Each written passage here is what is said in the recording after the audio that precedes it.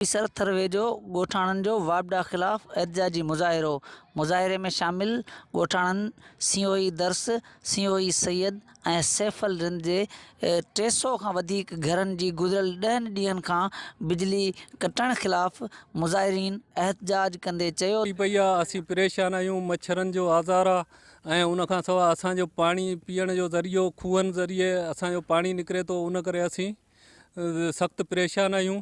पाणी जो वॾो मसइलो आहे असां लाइ।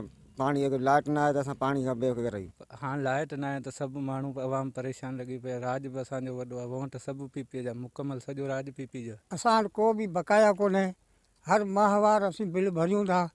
हींअर असीं तमामु 10-15 ॾींहं बिजली कटी वई आहे ऐं पाणी खां महरूम आहियूं ऐं कमकार खां महरूम आहियूं। उन्हनि जे जे न बिल ॾींदो उन्ही जी भले कटे वञनि, जेको बिल भरे ॾींदा आहिनि उन्हनि जी लाइट हलाइनि।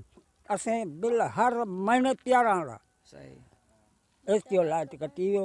असीं पाणी वठंदा आहियूं, सो बि हिकिड़ो को मोटर रखियलु आहे, उन ते पाणी पूरे ॻोठ खे मिलंदो आहे।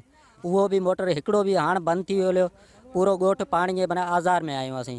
300 घरनि ते मुश्तमिल 3 ॻोठनि जी गुज़िरियल 10 ॾींहनि खां बिजली कटी वई आहे, जंहिं करे असां जर जो पाणी जेको खूहनि मां मोटरनि वसीले बिजलीअ ज़रिए खणंदा आहियूं। बिजली न हुअण करे असां पीअण जे पाणी खां महरूम थी विया आहियूं। जॾहिं त 300 घरनि ते मुश्तमिल 3 ॻोठनि मां चंद माण्हुनि जा बिल बकाया हुअण जे करे समूरनि खे हीअ सज़ा ॾिनी वई आहे, जेका सरासर नाइंसाफ़ी आहे। उन्हनि SDO वापडा नऊंकोट ऐं उन सां गॾोगॾु लाॻापियल अमलदारनि हुकूमत पाकिस्तान खां इहा अपील कंदे घुर कई त असां सां तकिड़ो इंसाफ़ कयो वञे। कैमरा टीम सां गॾु आजिज़ चांडियो, सन TV न्यूज़, नबी सरथर।